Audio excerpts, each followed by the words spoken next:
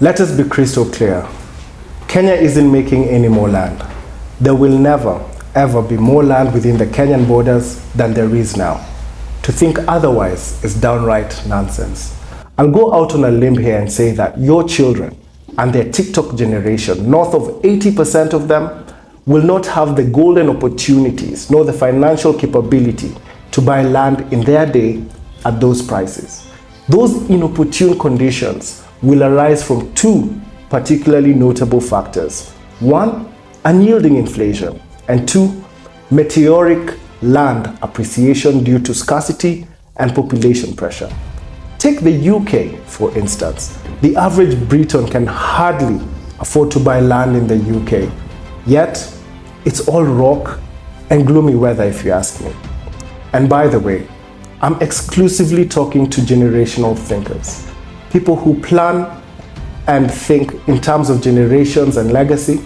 So if you're having a hard time envisioning past the weekend, my friend, you have a long way to go. Newsflash: land investment is the most savvy move to make in 2024, especially within the context of a hostile business environment, overtaxation, and incalculable economic mischief by the powers that be.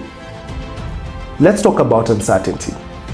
It does not take a rocket scientist to see that Kenya is indeed on a calamitous course. Manufacturers are packing up, heading for the hills. Investor confidence is lowest it's been since the 07 clashes. Inflation is through the roof, with the shilling at 130 against the dollar. Allow me to remind you of the first and most cardinal rule of money. Don't lose it. Do not lose the fruit of all your emancipating labors. That dream may have been born during better days, but investing solely on the audacity of hope can be a hazardous enterprise. So, what can you be sure of? Casting aside all assumption and hybrid emotion, basing your decision purely on facts, what can you be sure of? Enter the impregnable fortress of land investment. Here are some facts you already know. 1. Land is permanent. Land is not an intangible something like other investments.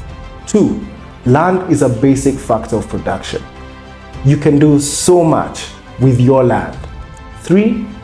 Real estate has consistently exceeded other asset classes annually for the past 5 years, yielding 24% annually against an average of 13.5% across all asset classes. And 4, real estate returns exhibit minimal variance with market performance. What does this mean? This means that real estate wakes up in the morning, spits in the face of inflation, then goes back to bed. In conclusion, before taking that loan, do consider investing in the timeless investment of real estate. My name is Coach Mungai, your trusted real estate coach, DM for serious business.